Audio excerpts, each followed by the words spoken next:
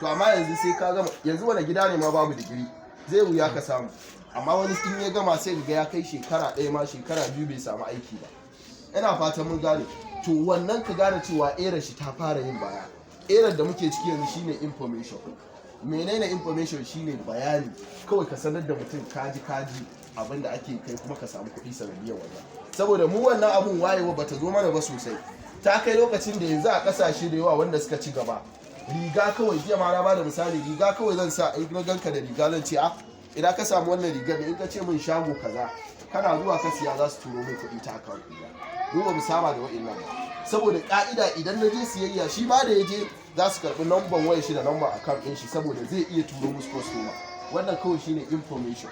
Kun ga me yayi? Bayanin kawai kamfanin ya gaya mai ko kuma shagon. Ina fata mun gane. To wannan kamfani ya zo mana da wannan tsarin. Aikin ka shine a wannan kamfani suka ce use the products. Idan ka yi registration da su, magungunan da suke sarrafawa yadda za ka ji kwari wajen yi ma wani bayani. Wasu na cewa kamfanin tallan magani, saboda akwai su da yawa irin su GNLD, New Life da sauransu, ba ma son kama suna saboda jiya wata ta yi tambaya ne na faɗa.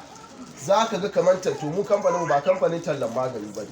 Kamfani ne wanda zai baka ID a hannunka kawai ka tura mutum ya je yi siyayya. Amfaninka shine use the product, ka yi amfani da kayan magani in ba ka da lafiya. Saboda idan ka yi amfani da magani ka ji daɗi a jikinka, ba sai an ce ka gaya ma wani ba. Daman aikin mu ne wannan, za ka wannan ba ka da lafiya, wancan ƴan uwata duk ku je ku siya. To wannan shine aikin ka na farko.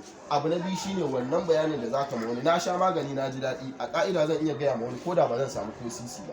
To kuma wannan shine aikin kamfanin. Kana faɗa ma wani, ka ɗau takardar ka bashi ya je a duba shi.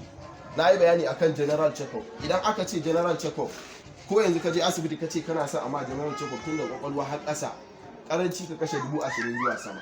Ko iya ciki kawai ka je gwadawa yanzu ka kashe 3,000 ko 4,000 ba. To amma wannan kamfani suna yin general check-up naira 2,000 ne za a ma mutum complete. Kai da ka tura shi ne ma kana gida, ba lalle bane sai ka je office din su ka bashi takardar da address da komai yaje. Idan ya je aka gwada shi aka ga meye matsalar shi, ko da dan uwanka